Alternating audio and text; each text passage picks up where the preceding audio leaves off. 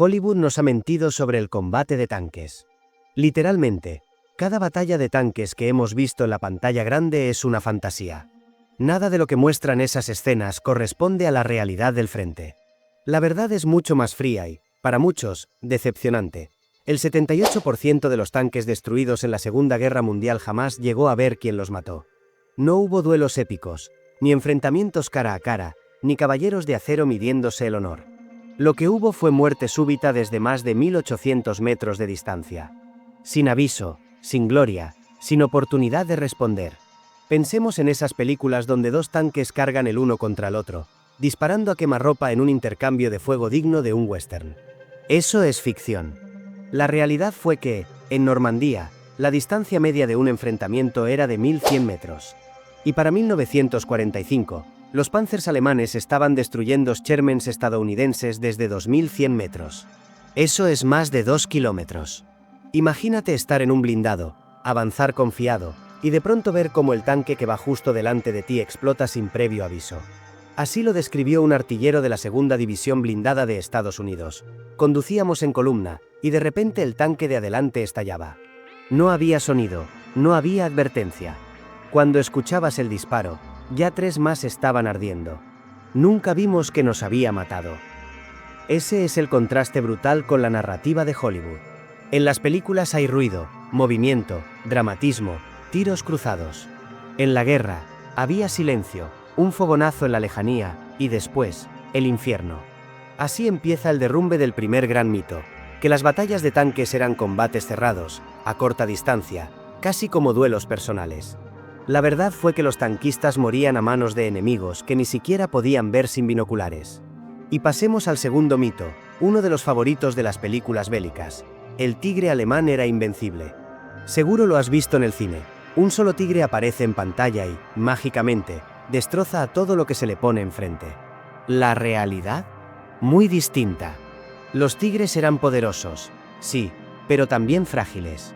Se rompían en promedio cada 95 kilómetros recorridos. Sus sistemas de transmisión se sobrecalentaban, los engranajes se destrozaban, y el enorme depósito de 800 litros de combustible apenas les daba una autonomía de unos 110 kilómetros a campo traviesa. Por cada tigre destruido en combate, 3 eran abandonados por sus propias tripulaciones, ya fuera por fallas mecánicas o por falta de combustible. Lo más común no era ver a un tigre ardiendo por un proyectil enemigo, sino abandonado en una zanja, inservible, dejado atrás por hombres que sabían que no podían arrastrar esa mole hasta la retaguardia. Aquí es donde Hollywood prefiere callar.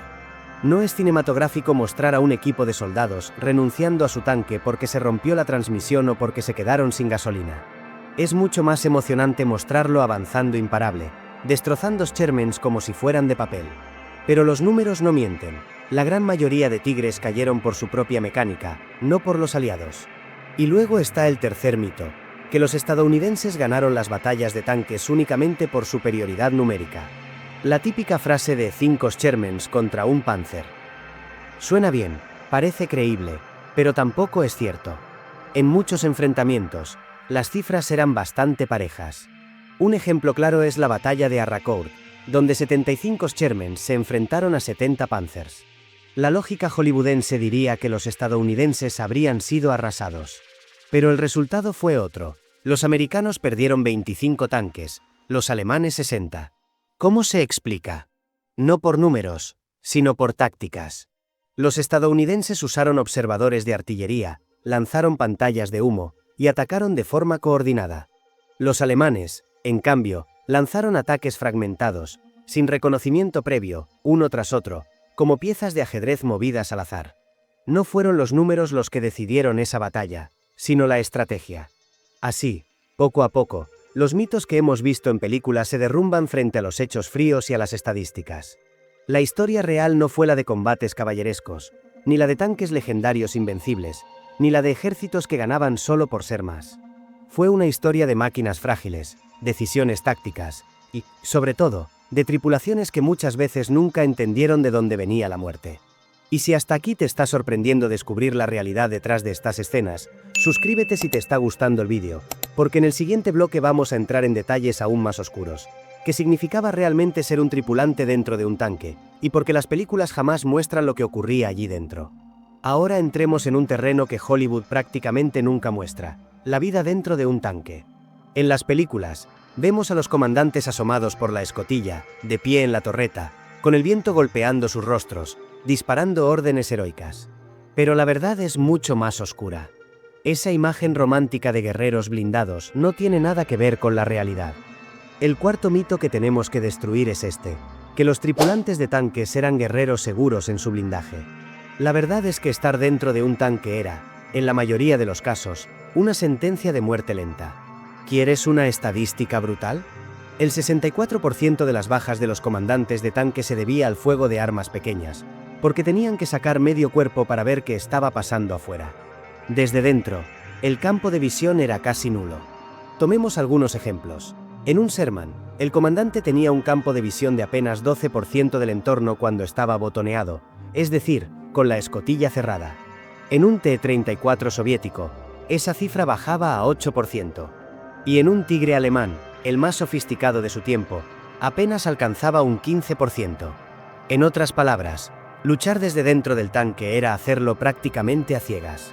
La decisión era clara: o arriesgabas la vida asomándote, o permanecías dentro peleando como si estuvieras en una habitación oscura. Hollywood nunca muestra eso. En sus películas, los tanquistas parecen tener control absoluto del campo de batalla. En la vida real, eran hombres aterrados, disparando contra sonidos, sombras o el reflejo de un destello en la distancia. No había gloria, había miedo. Y todavía falta el quinto gran mito: que los tanques peleaban principalmente contra otros tanques. Esto suena lógico, porque así es como lo cuentan casi todas las películas. Duelos de blindados, el bueno contra el malo, un tiro directo y listo. Pero la realidad es que solo el 23% de las pérdidas de tanques en la Segunda Guerra Mundial fueron causadas por otros tanques. El resto se repartía de manera muy distinta. 38% fueron destruidos por cañones antitanque, 29% por minas y armas de infantería, y alrededor de un 10% por ataques aéreos. ¿Lo más humillante? Que un tanque tenía más probabilidades de ser destruido por un soldado adolescente con un Panzerfaust que por otro blindado enemigo. La realidad del combate blindado era mucho más asimétrica y menos cinematográfica. Veamos un ejemplo aterrador. En Kursk, la batalla de tanques más grande de la historia, los alemanes perdieron 2.400 tanques. Y de esos, 890 fueron destruidos por minas en las primeras 3 horas. No hubo duelos gloriosos, no hubo enfrentamientos heroicos. Solo columnas enteras avanzando sobre placas de acero enterradas y explotando una tras otra. No había enemigo visible, no había alguien a quien disparar. Solo destrucción automática, como caer en una trampa invisible. Un comandante de Panzer escribió en su diario: temíamos a las minas más que a cualquier otra cosa. No podías luchar contra ellas, no podías verlas, solo esperar la explosión. Y cuando llegaba, sabías que tenías 30 segundos antes de que la artillería enemiga abriera fuego sobre ti. Imagínate esa tensión.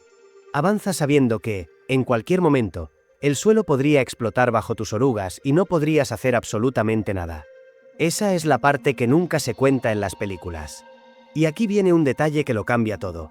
El 91% de las batallas de tanques fueron ganadas por el vehículo que disparó primero. No importaba tanto quién tenía el blindaje más grueso, ni el cañón más poderoso. Lo que importaba era quién veía primero al enemigo. 10 segundos de ventaja podían significar la diferencia entre vivir o morir. Los alemanes lo entendieron bien. Llegaron a soldar bloques de visión adicionales en los Shermans que capturaban, solo para mejorar su capacidad de detectar al adversario. Los soviéticos, por su parte, usaban infantería montada en los tanques como ojos humanos, soldados que golpeaban la torreta cuando veían al enemigo. El problema era que, para cuando lograban avisar, muchas veces ya era demasiado tarde. Todo esto nos muestra que el combate de tanques no era lo que hemos visto en el cine. No eran máquinas titánicas en duelos justos, sino hombres atrapados en cajas metálicas, luchando ciegamente y muchas veces muriendo por causas invisibles. Minas, artillería, armas portátiles. Y aquí es donde la historia se vuelve aún más cruda. Porque si los duelos de blindados eran la excepción y no la norma, entonces lo que vimos en pantalla no fue solo exageración, fue un invento total. En la tercera y última parte vamos a hablar de las cifras más impactantes, las tasas de supervivencia reales de los tripulantes, las batallas donde unidades completas fueron aniquiladas en horas, y el destino de los ases de tanques más famosos de la guerra.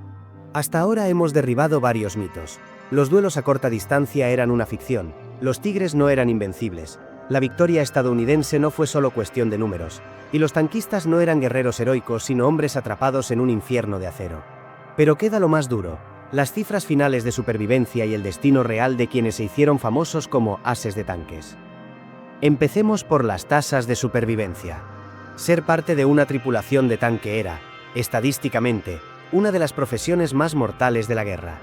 Entre los soviéticos, apenas un 13% de los tripulantes de tanques sobrevivió a la guerra sin heridas. En el caso alemán, hacia 1945, la cifra mejoraba un poco, alrededor de 19%. Los estadounidenses fueron quienes tuvieron la mayor tasa de supervivencia, con un 43% de sus tripulantes saliendo ilesos. Puede sonar alto en comparación, pero no deja de significar que más de la mitad de los tanquistas norteamericanos murieron o resultaron heridos. Ahora imagina lo que eso significaba en batallas específicas. En Prokhorovka, parte de la batalla de Kursk, el quinto ejército de tanques de la Guardia Soviético perdió 359 tanques en apenas 4 horas. Eso significa que más de 1.500 hombres desaparecieron antes del almuerzo de ese mismo día. No hubo espacio para el heroísmo, ni margen para la improvisación. Fue aniquilación pura, un exterminio mecánico sin precedentes. Y mientras tanto, Hollywood nos ha mostrado combates donde los protagonistas logran salir del tanque ardiendo, corren entre explosiones y sobreviven milagrosamente. La realidad era que, en la mayoría de los casos, cuando un tanque recibía un impacto letal, toda la tripulación moría calcinada o atrapada. Apenas había segundos para reaccionar, y la mayoría no lo lograba. Ahora bien, ¿qué pasa con los famosos ases de tanques? Esos nombres legendarios que se citan como si fueran equivalentes a los caballeros medievales, guerreros de élite blindados. El caso más famoso es Michael Wittmann, el comandante de Tiger alemán acreditado con 138 tanques destruidos. Hollywood y algunos documentales lo han pintado como un estratega imparable, casi sobrenatural. Pero su final cuenta otra historia. Murió cuando su Tigre fue alcanzado por un cohete lanzado desde un avión Typhoon británico. El piloto ni siquiera sabía que Wittmann estaba allí. No fue un duelo legendario, ni una batalla épica. Fue un golpe de azar, pura casualidad en medio del caos. En un instante, el mejor tanque y su mejor comandante dejaron de existir. Y este patrón se repite una y otra vez. La mayoría de los ases no sobrevivieron gracias a una habilidad extraordinaria, sino porque tuvieron suerte mecánica, que su motor no fallara en medio del combate, que su tanque no cayera en una mina, o que la artillería enemiga apuntara unos metros más allá. Cuando esa suerte se agotaba, terminaban igual que todos los demás. Aquí es donde la guerra mecanizada revela su verdadera cara. No es una historia de individuos heroicos, sino de estadísticas, logística y economía. Por ejemplo, un solo cañón antitanque PaK-40, que costaba unos 800 marcos del Reich, destruía en promedio 4,7 tanques antes de ser eliminado. En comparación, un tanque Panzer costaba 117.000 marcos del Reich. La guerra no era solo un enfrentamiento de aceros, sino un cálculo económico donde un arma mucho más barata podía eliminar máquinas miles de veces más costosas. Hollywood nunca muestra esa aritmética cruel. No es emocionante ver cómo un tanque cae frente a un cañón barato, ni cómo las minas enterradas destrozan columnas enteras sin que aparezca un solo enemigo visible. Pero eso fue lo que ocurrió. La guerra mecanizada de la Segunda Guerra Mundial no fue un desfile de titanes metálicos chocando frente a frente. Fue un proceso de desgaste industrial, donde la estadística y la economía pesaban tanto como la puntería de un artillero. Por eso, cuando pienses en las batallas de tanques que has visto en el cine, recuerda, la realidad era otra. No eran caballeros de acero enfrentándose con honor, sino hombres aterrados en cajas blindadas, que a menudo nunca vieron de dónde venía la muerte. La historia verdadera no cabe en un guión de Hollywood, porque es demasiado cruda, demasiado caótica y demasiado absurda.